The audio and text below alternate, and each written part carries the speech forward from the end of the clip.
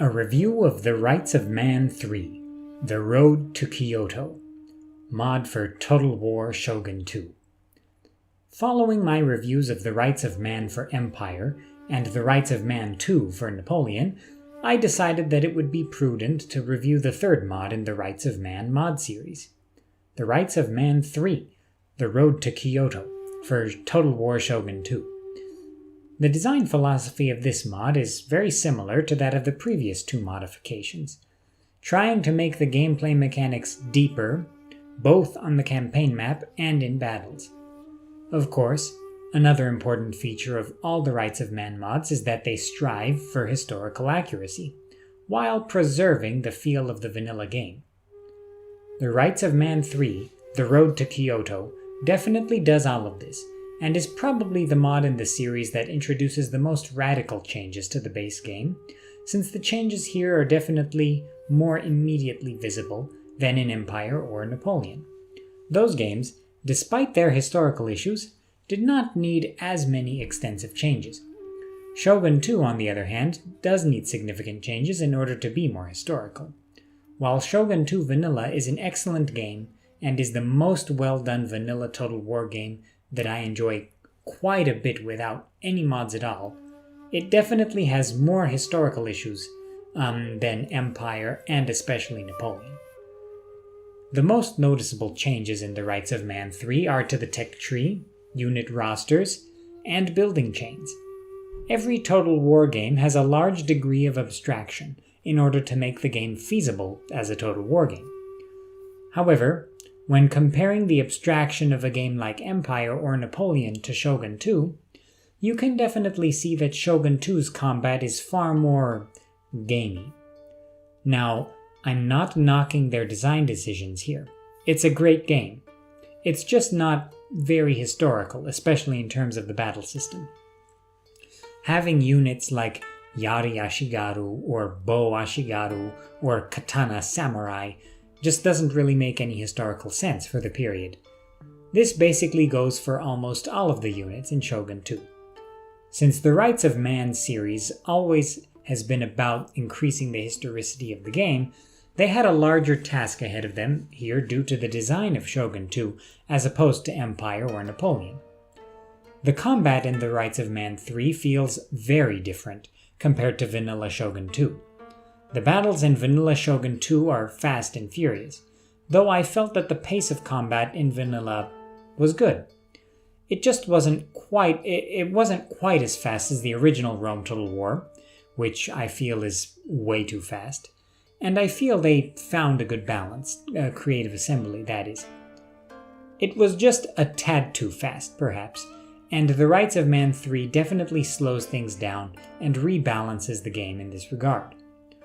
Vanilla Shogun 2's combat actually mostly reminds me of the old Fire Emblem games for Game Boy Advance in terms of the strategy. You have the rock, paper, scissors sort of combat, where spear beats cavalry, sword beats spear, etc.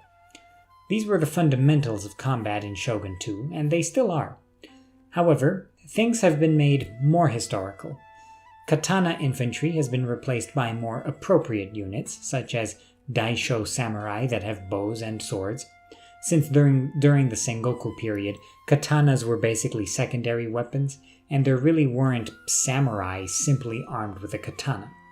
This goes for many units in the game. For example, generals' bodyguards also have bows now, so they can act as horse archers whenever necessary as well. In this period, warriors, especially samurai warriors, mastered a few different weapons, and this is definitely reflected in the revamped combat in the Rights of Man 3.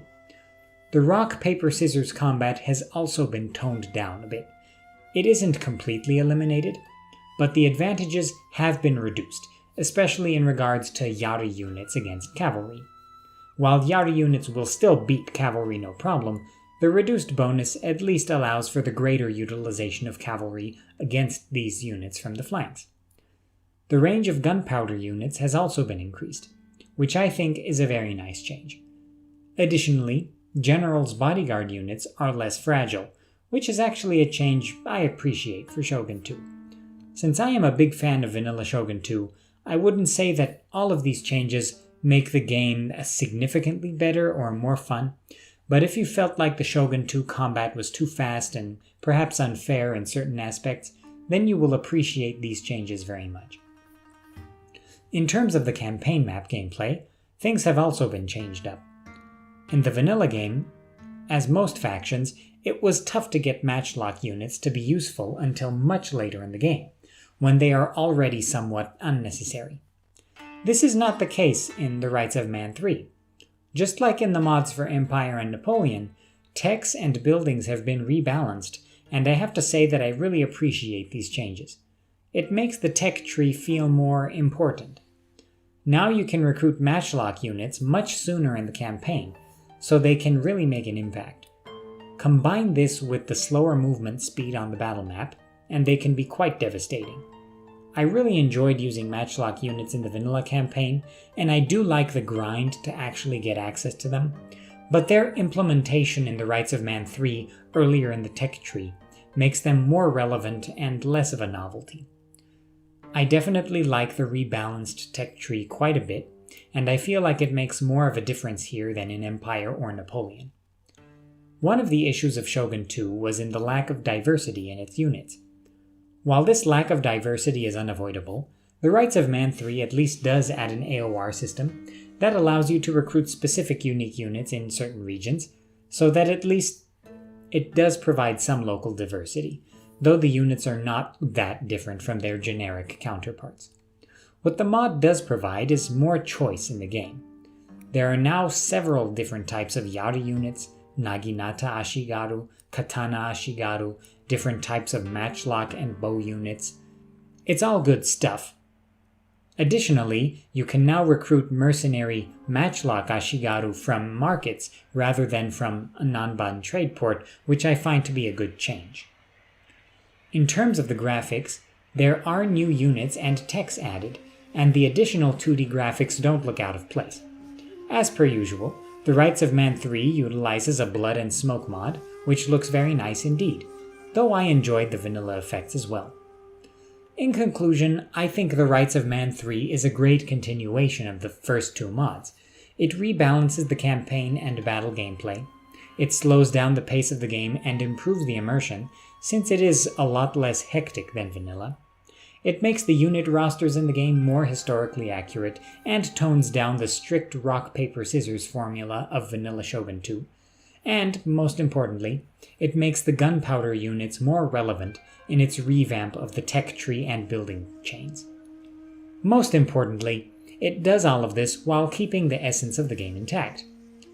This is an excellent mod for an already excellent game, and if you want a different experience, then this could be the mod for you.